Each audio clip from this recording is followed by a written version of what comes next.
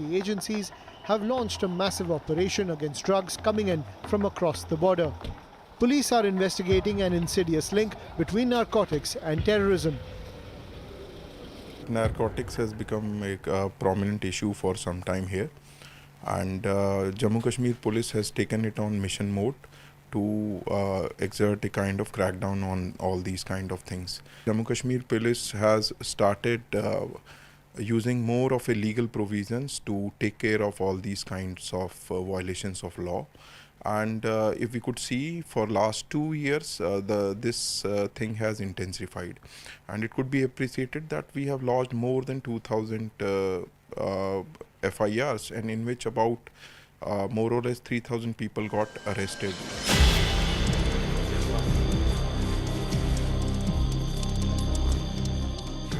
In this border village of Uri, 13 people have been booked and arrested under the Prevention of Illicit Trafficking in Narcotic Drugs and Psychotropic Substances Act.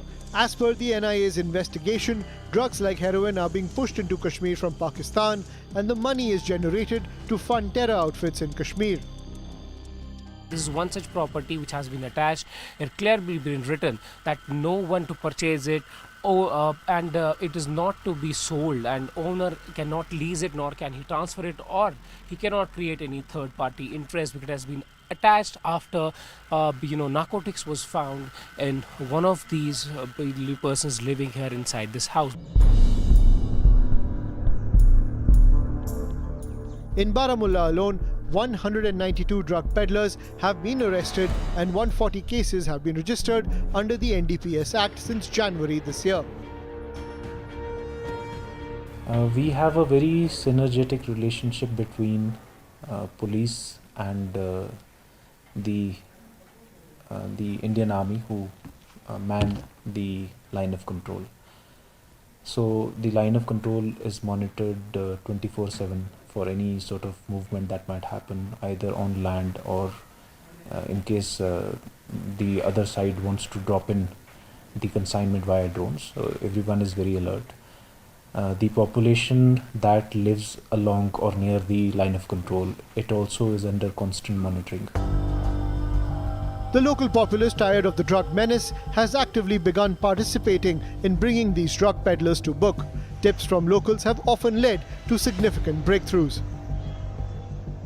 कुछ सालों से जो police ने action किया है, हम बहुत ही मशकूर हैं समाजी तौर पे इन्होंने जो एक्शन किया है यहाँ पे, उसमें कमी ज़रूर आई है, और इसके लिए जो कानून है वो भी सख्त है। कई प्रॉपर्टियाँ इसमें जब्त की गई हैं, कई FIR दर्ज की गई हैं। हम बहुत ही शुक्रगुजार जम्मू कश्मीर पुलिस के हैं कि जो ये ड्रग्स के ख़िलाफ़ जो भी कार्रवाइयाँ कर रहे हैं, इस मुबारकबाद के मुस्तहिकम वो हैं कि अगर वो ऐसे लोगों पे कार्रवाई करें, और करते भी हैं, तो ये तो बहुत ही अच्छा कदम है, और उम्मीद करते हैं कि इससे भी बढ़ चढ़ के वो इस चीज़ पे सख्ती करें। In the bordering areas, one of the challenges is to stop the flow of drugs to other areas, and to ensure that J&K police lays nakas like these behind me. You will see in the Uri sector, where J&K police, near the line of control, close to the line of control actually, is stopping vehicles. They keep on receiving inputs from different agencies, and also generate their own input regarding people and their involvement in cases of drugs, body frisking, vehicle checking, and these activities keep on happening and taking place in these bordering areas to ensure that the drug flow is stopped, and all those who are involved in this trade are booked. And there are sometimes sniffer dogs also involved, along with the other forces, who try to ensure that before any narcotics goes out from places like these, it is stopped from ruining lives of youngsters. With Bashir Loni, Shanwani from Uri for CN News 18. Well, Akash Sharma and Mr. SP Ved continue to stay with us on the broadcast, sharing more of their expertise. But also joining us on the broadcast is Ishan Wani from the ground in Jammu and Kashmir with updates on the police crackdown. A very good morning, Ishan. Ishan, with 10 lakh drug abusers in Jammu and Kashmir, as per the Ministry of Social Justice, the fight against this menace is intertwined with cross-border threats. But are there any specific areas on the ground or districts emerging as hotbeds or hot pockets for narco-terror activities?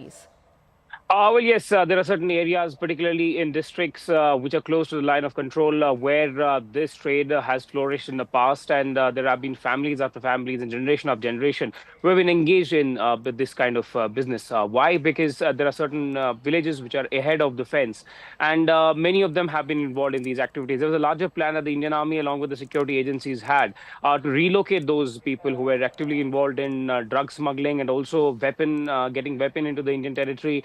The plan was to basically shift them from ahead of the fence to back on the fence. The plan is in planning, and whether or not that happens, that's for the policymakers to decide. But this is somewhere where people have been by and large very concerned, and that's prompting the police action. Why is police going hard on it? Because they're also receiving an overwhelming support from the society. You have religious leaders, you have the political parties who even had to mention that they will be curbing drug abuse in Kashmir and Jammu as well by if they are elected to power. And that's why you saw that several political parties had this as part of their manifesto. But yes, it has increasingly going towards the younger generation who are ruining the lives, not only their families, but also of the younger generation. And that's why the concern was that the population wanted an action from the police. And that's why you're seeing that properties worth 40,000 crore just in Kashmir Valley has been seized. There are several cases that police is now cracking down on and receiving inputs. There are general knockouts which have been laid.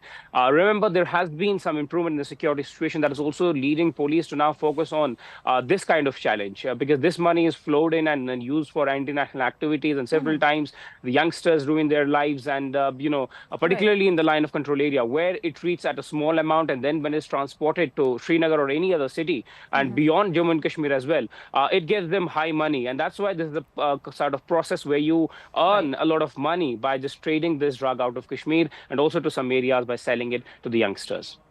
Right, Ishan, you've been rightly pointing out the larger impact of this entire nexus is the younger generation and younger adults in the valley. But Mr. S.P. Vaid also stays with us on the broadcast. Mr. Vaid, you've been talking about the role of cross-border threats, and you quite rightly mentioned that the drug menace is pretty complicated situation and closely linked to cross-border threats. But what are some of the biggest challenges that the law enforcement agencies actually face while tackling the drug trade in Jammu and Kashmir, especially given the complex dynamics involved? See, certain changes in the law are required. There is a particular quantity which is mentioned, and drug peddlers are very, very shrewd while distributing drugs which is consumed within Jammu and Kashmir. They ensure that quantity below that level, I think about 10 gram is used.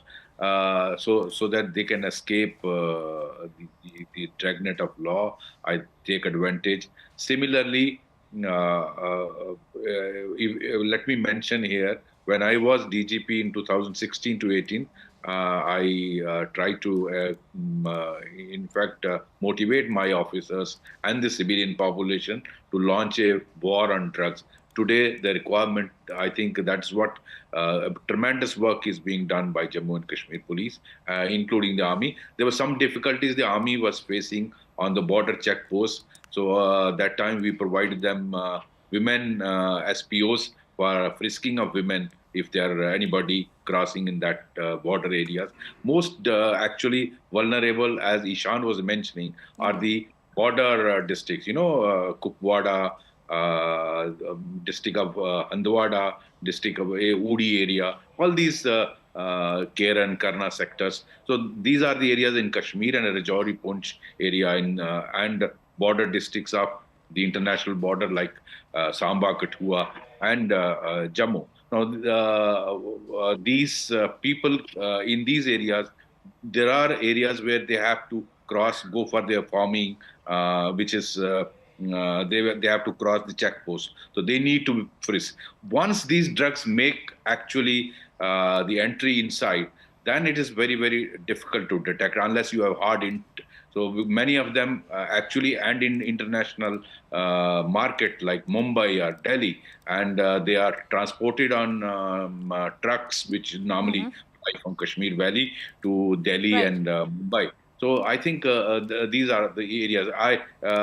Let me mention here, international trade which was going on between India and Pakistan. I remember when I was DGP, 70 packets of heroines were actually brought in that truck. So Pakistan will do anything to do. We need to launch a war on this and enlist the cooperation of everyone in the society.